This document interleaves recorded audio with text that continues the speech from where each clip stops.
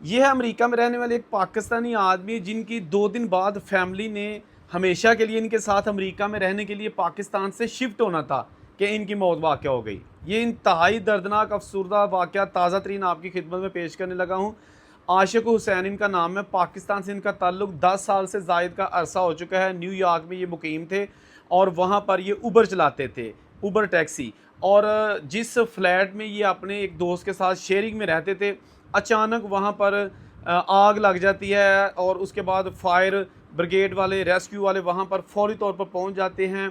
सीढ़ी लगा के बाहर से तो खिड़की के रास्ते अंदर जाके जो लोग अंदर थे उनको इवैक्यूएट करने की कोशिश करने में जो लगे हुए थे फायर फाइटर्स के ऊपर से खिड़की से ये जो आशिक हुसैन साहब हैं, ये उल्टी साइड से बाहर पाँव रखने लगे उस सीढ़ी के ऊपर जिस पर फायर फाइटर थे इनको बचाने के लिए ऊपर जा रहे थे।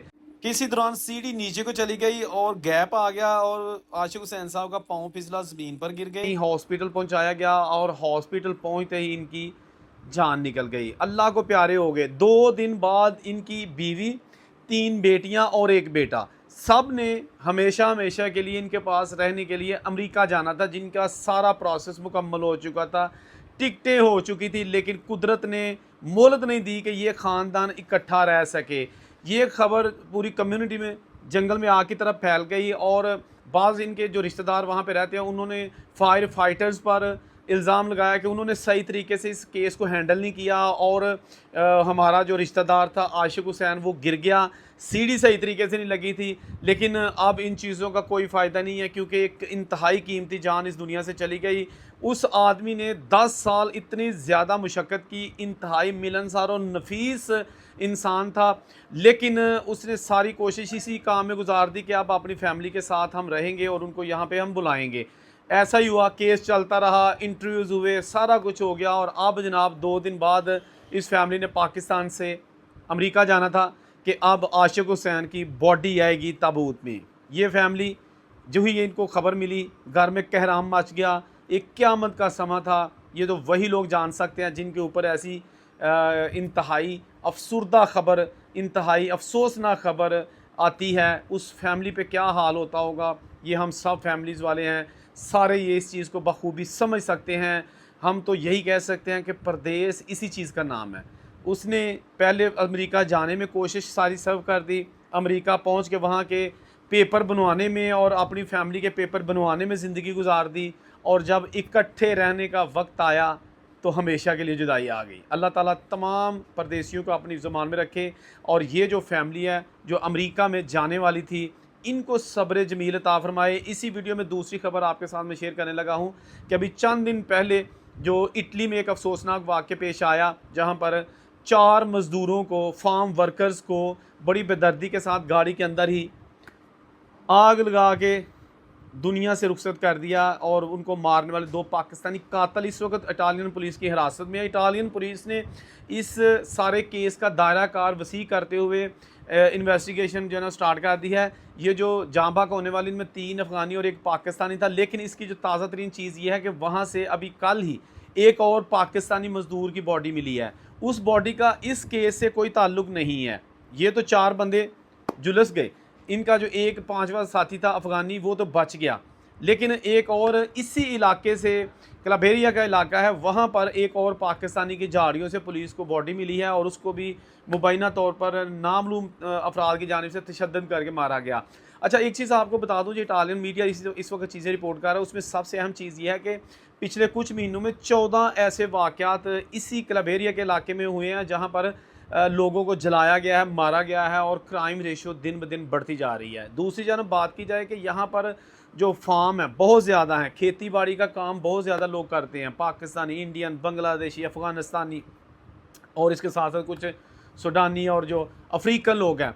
ज़्यादातर इनमें ठेकेदार पाकिस्तानी हैं और पाकिस्तानी ठेकेदारों के पास ऐसे लोग काम करते हैं जिनके पास पेपर नहीं होते। वर्कर ऐसे होते हैं जिनको काम करने की इजाज़त नहीं होती, वो इलीगल तरीके से वहाँ पे पहुँचे होते हैं और अभी तक उनके पेपर्स नहीं बने होते, फिर उनको पैसे भी अपनी मर्जी से दिए जाते हैं। अच्छा, होता ये है कि जो हमारी वहाँ पर कुछ हमारे दोस्त भाई हैं पाकिस्तान, उनसे बात हुई, उन्होंने कहा होता पता क्या है कि ये जो बगैर पेपरों के लोग यहाँ आते हैं और काम मांगते हैं, उनको काम दे दिया जाता है। शुरू शुरू में वो बड़े खुश होते हैं कि चले हमारे पास काम की इजाज़त नहीं है लेकिन काम मिल गया, शुक्र अल्लाह का, 4 यूरो घंटे के या जितना भी है 5 या मिलते हैं।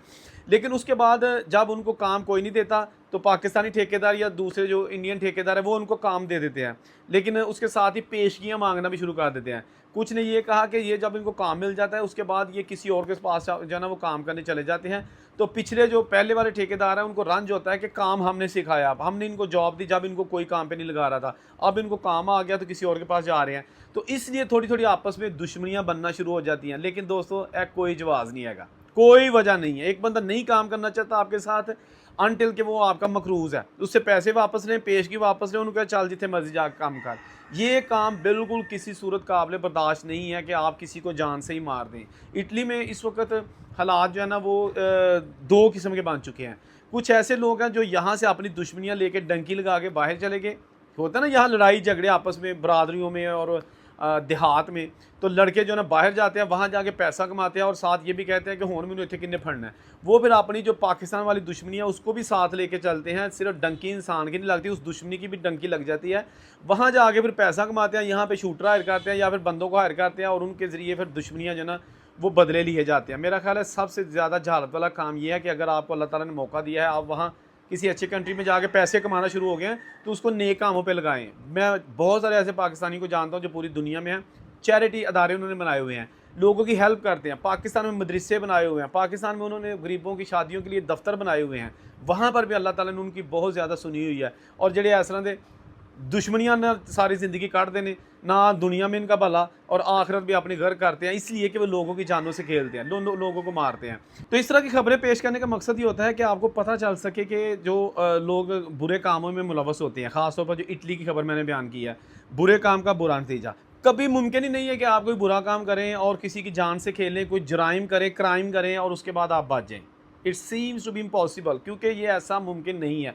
वो आपको निकाल लाएंगे जहाँ भी आप जाएंगे। पाकिस्तानी भाग के आ सकते हैं ना भाई, इसके अलावा कहाँ जा सकते हैं? 20-20 साल बाद भी उन्होंने अपने मुजरम ट्रेस करके यहाँ से वहाँ लेके गए हैं, जो क्राइम करके भागे हुए थे। जान नहीं छोड़ती अली छेती, जो करेंगे उसका आपको हर सूरत भुगतना पड़ेगा, ऐसे जान नहीं छूटेगी। तो बहरहाल आशिक हुसैन साहब जो कि अमेरिका में रहते हैं, उनके लिए एक दफ़ा फिर हम नेक तमन्नाएं उनकी फ़ैमिली के लिए और सब्र जमील की दुआ करते हैं। आशिक साहब की अल्लाह ताला अगली मंजिल आसान फरमाए।